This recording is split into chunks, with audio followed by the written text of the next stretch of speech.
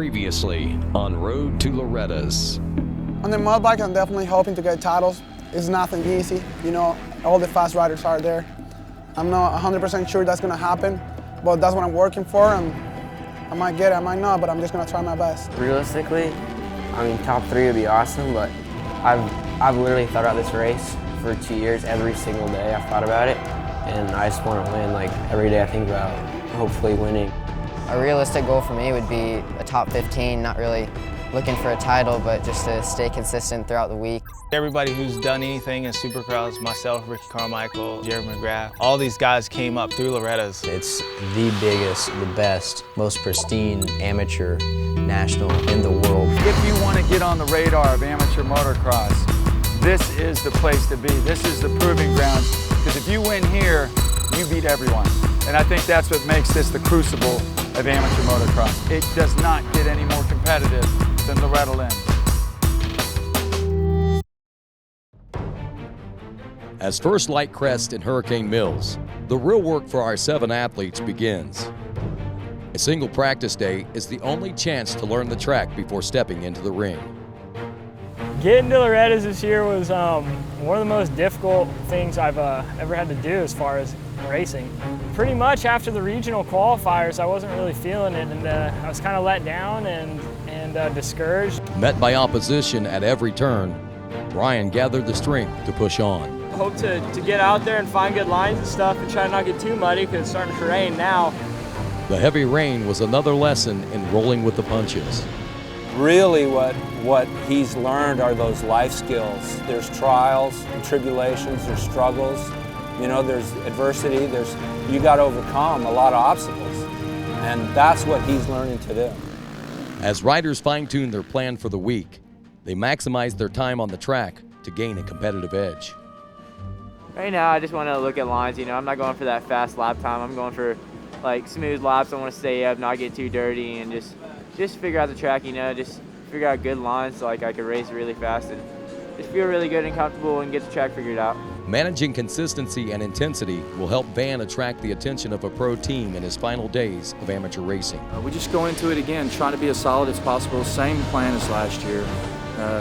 Solid as possible and be right there every single moto, and hopefully that'll get him a job and somebody else can take him to the next level. For an athlete at the highest level, the investment of time and effort may never equal the desired outcome. But for a select few, Loretta Lynn's can open doors that even fewer will ever get to open. In the coming days, our athletes find out if they have the key to push their career to the next level. I really want to have a strong finish in this moto so I can stay in the hunt for the championship. To win it would be great, but top 3 would be awesome. I'm just going to go out there. Really all I care about is do my best, and that's all I'm going to do. Met with cautious optimism, the opening day of Loretta Lynn's has finally arrived. All right, here we go, 250B stock. This is a stacked class. Shane McElrath on the Honda number 27, grabbing your whole shot. He's going to have some fast company in this one. Oh, he came out of the gate. I was a little worried. He kind of got shut off, but I missed right here, but he came out in second, so that's pretty good. A nice little battle starting to shape up. These kids have battled each other on mini bikes. Now they're doing it again. Former teammates over at the Red Bull camp. Now they have since parted ways. One on the Yamaha, one on the KTM. Going inside, outside. Going to try to work the outside line, and Cooper Webb makes the pass on Alex to get into that number 2 spot. Solid ride on the Red Bull KTM. Keeping himself in contention for a championship. A 3rd place in Moto 1 could easily get the job done by the time we tabulate the scores at the end of the week. It was a good moto. It was solid. It kept us in the fight, and we'll see. You know, I think another huge thing is it's out of the way now. It's over, and kind of cobwebs out, nerves out, hopefully, and just be full of confidence next time. The combination of confidence and faith keeps riders pushing forward, even in the face of uncertainty. It's pretty hot outside right now. It's actually more humid than anything, and it feels like back home. So I'm expecting to get a good start and run up front like I know how to ride, and just do good and hopefully podium. That's what I want. That's the main goal. Van is confident that his time spent at home in Texas has prepared him for a win at Loretta Lynn's. The goal for the week is to get a medal every single moto. If we can do that, it shows consistency, and you could walk away with a championship. Pretty good gate pick. I mean, I usually pull like in the 40s, so I'm not too disappointed with the 15. All right, dude, stay on them. Get a good start. Freaking stay with them. The drop of the gate unleashes 42 of the best riders in the world into the first corner.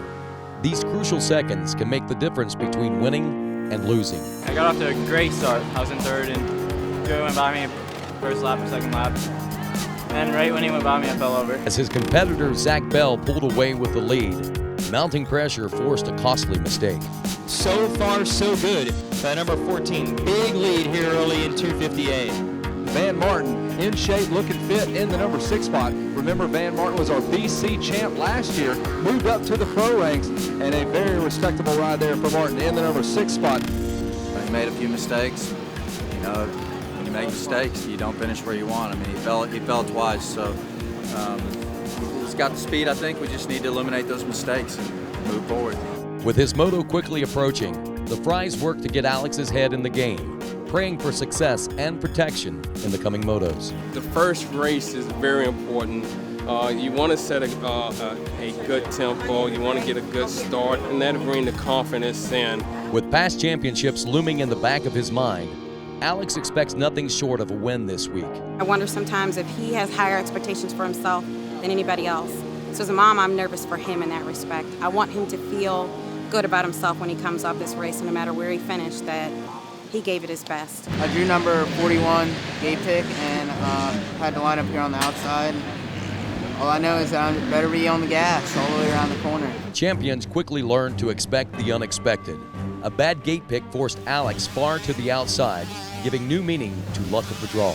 Expectations that I'm looking at realistically is that if we can be top 5 in that schoolboy 1 and top 10 in the schoolboy 2 as a freshman coming in, I think that will be very well. So we continue to watch the schoolboy 1, 12 to 16. This is the one where you have all the 125s. The other schoolboy class we have is schoolboy 2, and it has 4 strokes in that one. So that's the 2 difference between schoolboy 1 and 2. Alexander Fry, he's making some passes, folks. He's into the number 12 spot.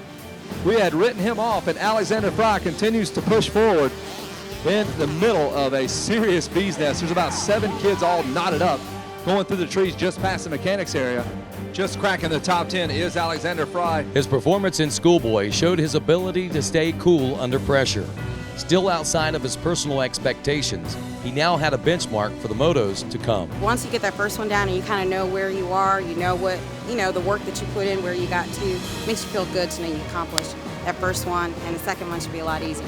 Meanwhile, Brian Burns hopes that his sacrifices will pay off in the motos ahead. It's cool being able to really gear up again in my trailer out here at the ranch, because I mean, a month ago I wasn't even sure I was going to race it. Mentally preparing for his race ahead, Brian dials in his focus and reaffirms his mission: have fun and go fast. I'm not really focused on the other racers. I'm just focused on going as fast as I possibly can, and hopefully getting a good start and just really bearing down on the throttle and trying to outdo everyone else out there.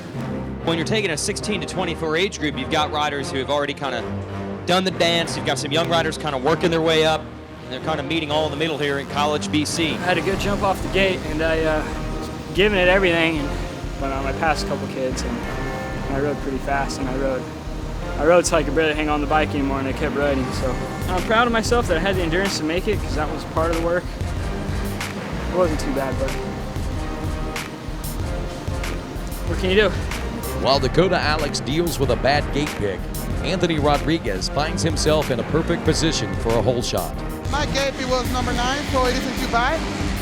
I'm pretty happy about it. I get to pick a good gate. Hopefully it'll be good enough for a start. I think this 250B mod, I was checking out the lineups last week.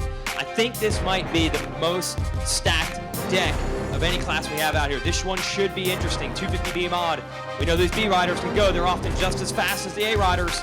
Stuck in mid-pack and scrambling for the front, Dakota went down on lap 1, while Anthony made the most of his early lead. There he is, folks, your winner. Hector Rodriguez pulls down a win in the 250B mod. This moto, luck was on Anthony's side, while Dakota realized his championship was slipping away. You're fine. You rode like that today, you would have won by a lot. Don't though, you can't win a championship with 9. No, you can't. 40 but you can get a championship attitude with that kind of ride. Today marks a new chapter in Anthony's book, his first gold medal from Loretta Lynn's. Next time on Road to Loretta. Yeah, we got my first race at Loretta Lynn's ever tomorrow, and I'm pretty excited, a little bit nervous, but I'm really pumped to be able to actually go out there and race Loretta Lynn's. The bib, that's like the symbol of Loretta Lynn's. It's really the place where that bib really counts, and it's really cool to be able to actually wear one of those for the first time.